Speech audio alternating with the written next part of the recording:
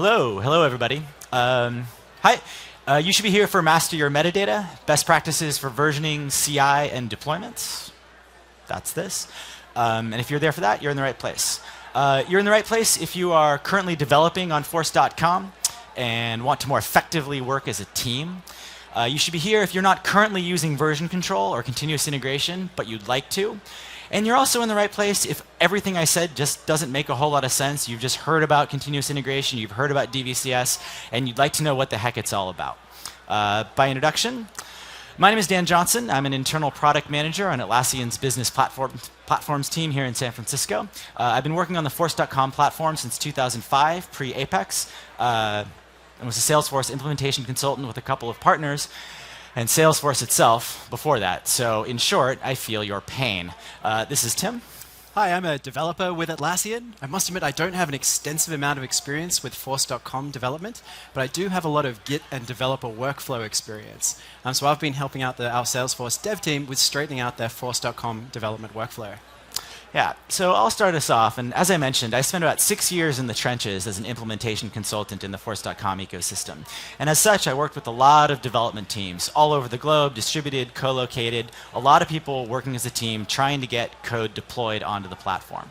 And the very first thing that happened on a lot of these teams was one developer writing over another developer's code, writing things that do cause code conflicts, clobbering each other's changes. The next thing, what happens is oftentimes, even if you have those clobber changes, you do run into deployment failures. Trying to get stuff up to production, bang, it fails, and you have no idea why. When those deployment failures happen, when those bad changes, even if they do make it into your system, causing all sorts of user problems, how do you do a rollback? It's not really very well supported in Force.com. And lastly, the biggest conflict, and one that I've heard so much about over there at the Atlassian booth over the past 3 days, and I've certainly been on the admin side of doing myself, your administrator makes a validation rule, blows up all your code.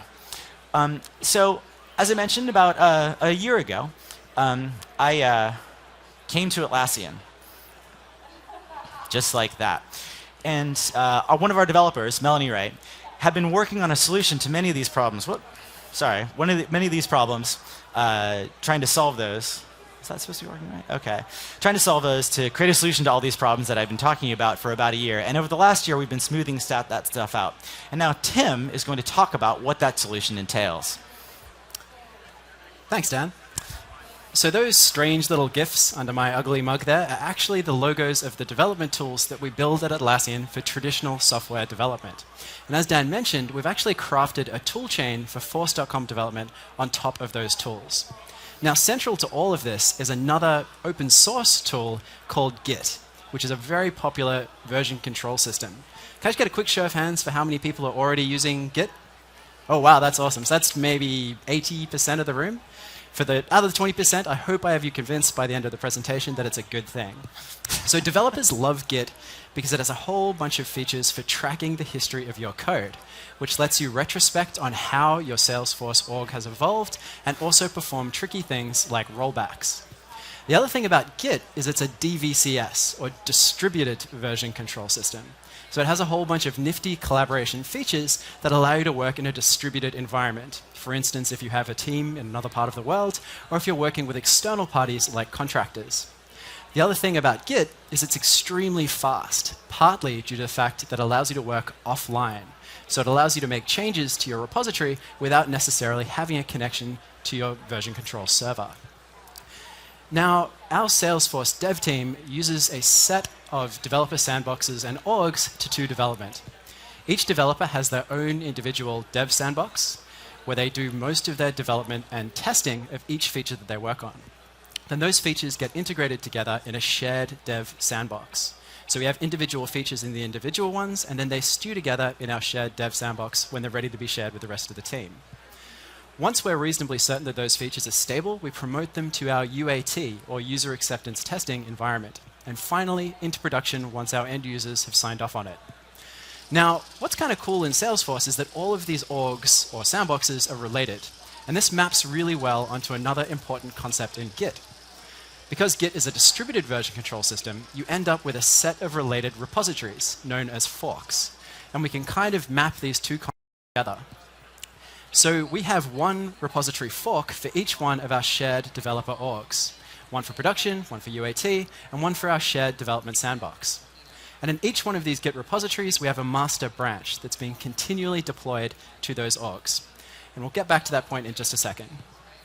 One of the other really nice features of Git is that it lets you get rid of this concept of linear development. So linear development, which you might be used to if you're coming from a centralized version control system, such as Subversion or Perforce, where branching and merging isn't quite as sophisticated as it is with Git, means that you have all of your developers contributing to the same line of code. Now, this causes some problems. Although you have the full version control, the version history of your repository tracked, because people are committing to the same line of code, you can get problems like interleaved commits, where you have commits relating to one issue interspersed with commits relating to other issues. So this means that if you want to perform a release, you actually have to go and walk around to every member of your development team and ask them whether their code complete and whether the tip of your repository branch is stable enough for deployment.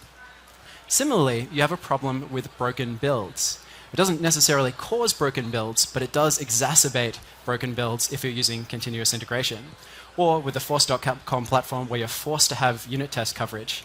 If a developer makes a commit that breaks your build, everyone else on your team is affected. And if your code is undeployable for one developer, it's undeployable for every developer. Now, Git solves this problem by providing excellent support for branching and merging your code base, which means that each individual developer is working on an isolated feature branch when they develop and test their feature. And the idea is that they get their code feature complete and passing the tests before they merge it back into their master branch. Now, this has two really nice features. The first is that all of that feature work is done in complete isolation. If you break the build, you don't hurt anybody but yourself. And the corollary of this is that you have a stable master branch. And this means that your master branch is always green, always passing the tests, and always deployable. So you no longer have this problem of one developer's broken stuff affecting the deployment of your production server. So at Atlassian, and this might come as a little bit of a shock to those still using centralized version control, we actually create a new feature branch for every single change that we intend to make to our Salesforce org. So create a new branch for every feature, a new branch for every bug, even a new branch for tiny little changes like a label change on one of our fields in our Salesforce org. So the basic rule for our development process is that we branch all the things, no matter how tiny they are. Now, part of the reason for doing this branching isn't just stability, but also the ability to reason about what changes are currently merged into our master branch.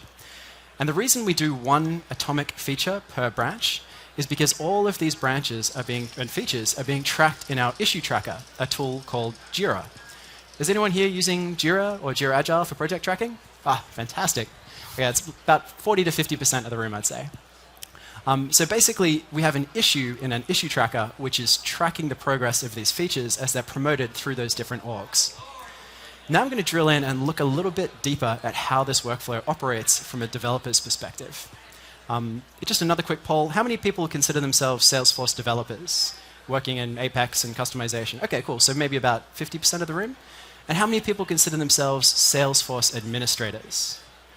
Maybe a little bit less? 30%? 20%? Okay, cool. We'll get to the administrator side of the workflow in just a tick. This first part is for developers. But of course, it'll be relevant to everybody listening in. So as I mentioned before, we have 3 repositories tracking 3 orgs. And each of these has a master branch that has been continuously deployed. And as we mentioned before, each developer is working on an isolated feature branch off that master branch in our developer sandbox. And they're continuously iterating and developing against an org that they alone control. Once they're ready to have that feature shared with the rest of the team, they create a thing called a pull request back into that master branch. Now, pull request sounds like a fancy name, but for those who haven't used Git before, it's basically you as a developer requesting that the rest of your team pulls your changes into the master branch. And as part of this process, you do a thing, you basically perform code review on those changes. So at this point, we have the rest of our team sign off on the changes that are being done. For those taking photos, please feel free to, but we're more than happy to share these slides after the show if you come by our booth and we can give you a business card. So basically, at this point, the rest of the developers on the team, usually a minimum of 2, sign off on those code changes. And once they're ready, they merge it into master. And from there, it gets continuously deployed into our shared developer sandbox. Then, once we're reasonably sure that it's stable, we merge it into our UAT, or user acceptance testing environment, where again it gets deployed. And at this point, we invite the rest of the end users in our organization who are actually going to use the feature to come and sign off on the changes. Then, once they're comfortable that we've solved the right problem and in the correct way, we create a pull request into production, merge it through, and that gets deployed to our production server. So the reason we do all this kind of boils down into 3 different points. Every developer is working in isolation on their branches until the code is complete and stable. And then we ensure that this certain level of quality is met by doing both peer code review with the rest of the dev team and by user acceptance testing from our end users. And then finally, we can promote these changes in a controlled manner through both our UAT and into our production environment. Tim, that's great, and that sounds wonderful for preventing those code conflicts, but how are you preventing my failed deployments? Oh, dude, yeah, sorry, cool, of course. I actually missed out a large chunk of the workflow getting wrapped up in code review. So it's not just humans that are checking our code as it progresses through this workflow. We also have a legion of test automatons checking that our code is passing the tests. So Salesforce has a way to do a verify-only deploy, where it doesn't actually update your org, it just runs the tests. So what we do is have a continuous integration server, a tool that we produce at Atlassian called Bamboo, that continuously attempts to do these dry run deploys and ensures that our code is passing the tests. And we actually enforce that it's passing the tests before you're allowed to merge it back into our developer sandbox.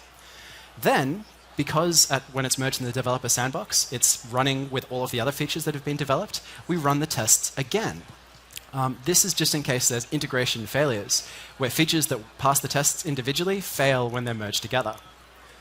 Then, when we promote it through to UAT, we run the tests again, because UAT is a full data sandbox. And in some circumstances, tests will fail when there's a full set of data, where they may not fail if you have a relatively empty sandbox. And finally, when we promote it through to production and we do that final deploy up into our production org, Salesforce runs the tests again automatically as part of the deployment process. So, to sum up this section, basically Bamboo is running the tests not just on our feature branches, but also on every master branch as we progress through the workflow, which minimizes the chance that that deployment to production at the end is going to fail. Right, but how does it actually prevent those failing deploys? Oh, yep, sorry. Kind of missed the point of your question. My question. Yeah. So Bamboo isn't just running the tests, it's also performing the deployments for us. So it's a continuous integration server, but it's also performing continuous deployment. So in this particular workflow, rather than developers doing deploys to the shared developer sandbox and UAT and production, our Bamboo server is using the Ant migration the Ant migration tool to actually perform those deploys for us. So as developers, all we need to do is shepherd the changes between those master branches rather than explicitly deploying ourselves. Hold the phone for a moment. So I never have to muck with Ant or Eclipse to do deployments again? Correct. If you don't want to use Ant or Eclipse for deployment, you no longer have to. Now, that's a little bit harsh. Eclipse integration is pretty good, and the Ant scripts are what enables this workflow to work. But we do find that it's convenient for administrators and business people to be able to perform the deploys themselves from a web UI without actually having to have a working copy checked out locally from which they have to do a deployment. Tim, this is great from the developer side, but I did spend about 9 years of hard-earned time as a Salesforce admin. How are you helping me out with administrator work? What about those quick changes that Salesforce is so proud of that make it so easy to do stuff? Are we just left out in the cold? No, not quite. Although I will admit that coming to the Force.com platform, seeing that sort of dichotomy of click changes and code changes did throw me a little bit at first. However, Melanie, the architect of this workflow, came up with a really elegant way to merge both code changes and click changes into the same staged workflow. Basically, what we do is get our administrators to make those click changes in that shared developer sandbox. Then our friendly Bamboo server has a specialized script that pulls those changes down from the org and commits them to the tip of our master branch in our developer sandbox repository. And from there, we can follow the same managed workflow to promote those changes in a stable fashion through to production, again ensuring that the build is passing at every step of the way. So that's great on the development side, but what if I get a phone call, 2 in the morning, it's one of my executives saying, hey, Dan, one of your admins set an opportunity product price to $10,000 per unit instead of $10. Change it right now. How do we do that? I've got no time. Yes, the dreaded 2 a.m. phone call where something is burning on fire and you have to fix it straight away. So another cool feature of this workflow is that you can, if you have to, make changes directly to production. But those changes are replicated in a slightly different way. Again, we've got our friendly continuous integration server, Bamboo, pulling down the changes that were made in a hurry to our production server, and that gets committed to the master branch of our production repository. Then we have another feature known as fork syncing, which trickles those changes back down through UAT to our developer sandbox. And that's actually enabled by the repository server that we're using to host our Git repositories. So this is a tool called Atlassian Stash. So Stash is basically a Git hosting server with a bunch of fancy features like pull requests built on top of it. Now, we don't have a lot of time during this demo to go into like a deep dive on what Stash is, but if you're curious about it or you're thinking about switching to Git, come and have a chat to us about it at the booth. Just a quick overview though, basically you have a set of repositories grouped into projects.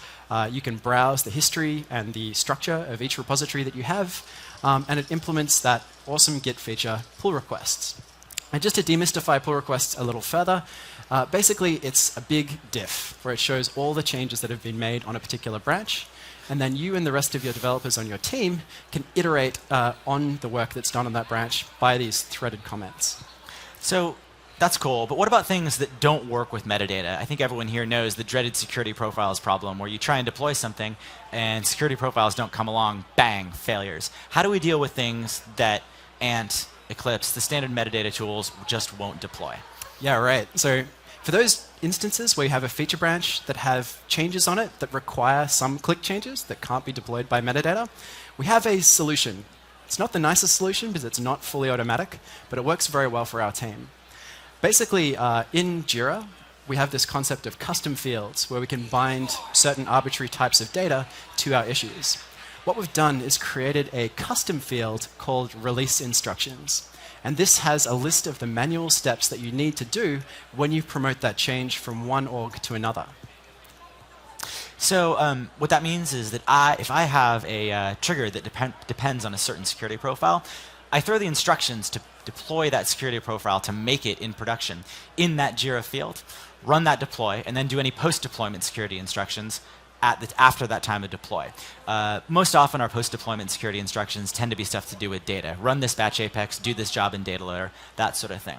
But what I guess this really means is that it's super, super important for us to keep all of our issued statuses up to date, huh? That's exactly right. Yeah, so that little rapid board view that we looked at before that had a list of our issues in all of the different states, we have a special, we call them swim lanes, which is like a section of that UI that shows the issues in a particular state that have release instructions. So as an administrator, you can just look at this list and perform each of those changes when you promote those changes between organizations. And as you mentioned, that means it's really important to keep your issues up to date. Now, coming from my background with issue tracking and development tools, there's always this kind of impedance mismatch where the state of the code in your repository wasn't necessarily accurately displayed in your JIRA UI because you were kind of relying on developers to update issues when they did development work. And just like any boring, repetitive task that you assign a developer, they're going to screw it up at some point. So what we've decided to do is automate this process. So Stash has the ability to tell JIRA when certain version control events happen. So this is our set of issue states with a set of transitions. This is a slightly simplified version of the workflow that we looked at before. But basically, when you create a new branch in Stash, it'll tell JIRA that this issue should be updated to the in-progress state without the developer having to explicitly do it. Then, after the developer performs a few commits and creates a pull request, Stash notifies JIRA that it should be popped over into the in-review state.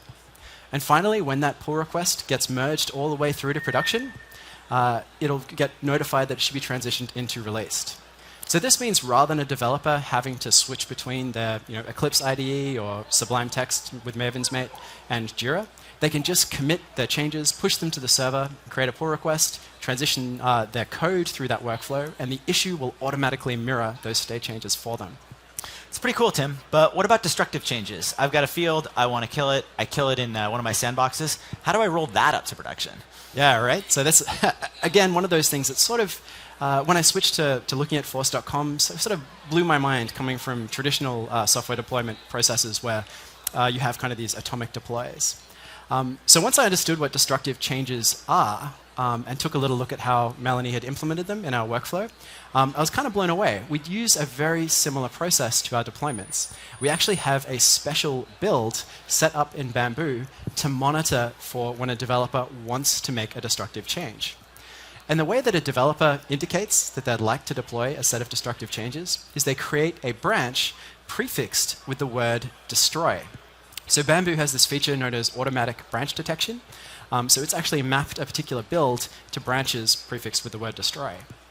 So as a developer, all I have to do is create a destructive changes XML file on an orthogonal branch in my repository, push it up, and then Bamboo will automatically deploy that in sequence to each of my orgs. And it does this just like it does the staging changes between the various orgs by attempting to deploy to the developer sandboxes first, then the shared developer sandbox, then UAT, and finally production. Just to make sure that if something does go wrong, it happens in one of our unstable orgs rather than our production org. Tim, what about the big bad of Salesforce development, the last level boss, the enemy of all enemies, rollbacks? What do we do about that? Yeah, so rollbacks.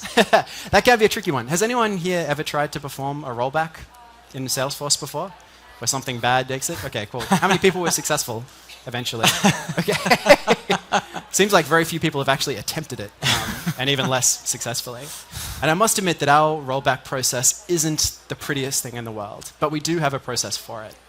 So one of the really nice things about Git is it tracks the full ancestry of the changes in your repository, including which branches features were developed on.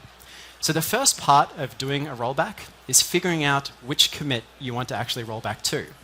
And Git has an awesome set of tools for traipsing through your repository and figuring out where that stable commit is. Once you've identified that commit, the next stage is to figure out how to actually deploy that thing.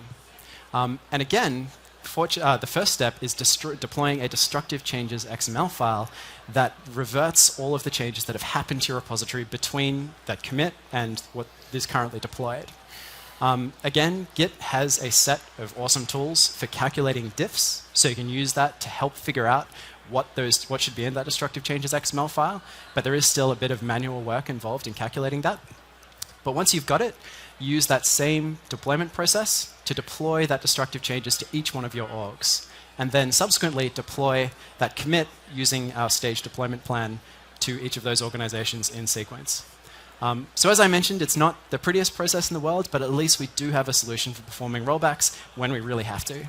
Tim, I saw that green stuff on your screen up there, and quite honestly, I last used Unix about 15 years ago. What if I just don't want to deal with command line Git at all? Nice. So we do have Atlassian actually makes another product for interacting with Git on the command line or on your local disk without having to know all of those fairly complicated commands and all of those weird switches and options.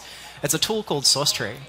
Since we've got such a high proportion of Git users in the audience, is anyone here already using SourceTree? Okay, cool. So there's a few people, 20% or so. So it basically looks like this. It gives you a graphical representation of the Git DAG, which is the history of your repository, and all of the commits that have happened. And you can use it for doing things like looking at diffs, or staging changes and performing commits, and even doing things like merging between branches if you need to. So, Tim, I'm sold. I'm in. Give me the finance plan. How do I set this up? Well, we've been frantically hard at work building out a cookbook for Salesforce development. In fact, it has the rather grand title, Atlassian Cookbook for Collaborative Salesforce Development. But what it really means is we've documented the process for building out Salesforce customizations in a team. So once you have more than one Salesforce developer working on your org, you're going to need to start looking at how those different developers collaborate with each other. And we've written up our process that we use internally with our Salesforce team of 3 developers and our trusty team lead / admin, Dan, for doing that. And also for setting up our tools to enable this workflow. So if you're interested, check it out, developer.atlassian.com/SFDC. We're really scrambling to get it together in time for Dreamforce. So if this cookbook was a product, I'd probably call it in alpha state. But it is being run as an open wiki, so we're really looking forward to people contributing and providing commentary and feedback on the individual pages. So please let us know what you think. So just to sum up what we've been talking about during this presentation, we really strongly believe that Git, continuous integration, continuous deployment, and code review through pull requests are critical for having a stable, productive Salesforce team. What it really means is that you end up with less conflicts between developers working with each other and developers and admins working together, and better collaboration when you're working in a team environment with not just a single developer hacking away on your org. And the reason why all of this stuff is important is because it means you end up with faster release cycles, and you generally get more work done. And you have the added kicker if you decide to use an issue tracker to track all of this feature development, but in giving better visibility into your actual process and the work that's being done to the wider team. So at Atlassian, our end users can actually interact with JIRA and watch issues to see when their features are being released into production, which means that we no longer have to go and notify people when their stuff is shipping. Now, we're just about out of time, but if you're interested in learning a little bit more about this, come and have a chat to us in the developer zone. We're right over there. We there. have most of our Salesforce dev team hanging out underneath the big Atlassian sign over there. And we'd be happy to share more and more of our product workflow and Salesforce workflow with you. Thank you very much for listening. Thanks. Should we take a question or two? Here? A few minutes. How are we going for time? I think we've got maybe about 3 minutes if anyone has a couple of quick questions. Oh, we've got a few. Would you mind jumping Come up to the microphone? I actually have a bunch. I'll try to shrink it down to maybe 2. So Bamboo, is all the Salesforce automation included in Bamboo, or should I purchase Bamboo and build all the automation? So if you're interested in checking it out, you can evaluate all of this stuff for free, so don't worry about purchasing it straight away. But basically what it is a set of scripts and deployment tasks built on top of Bamboo. So Bamboo knows how to run scripts and knows how to run ant jobs, and then you configure to do these deployments yourself. But what we've done in that development cookbook is write up all of the tasks and provided all of the scripts you need to do that. It's like in fact, the set on setting up continuous integration is like a 3,000-word essay that with like step-by-step thing that you can follow.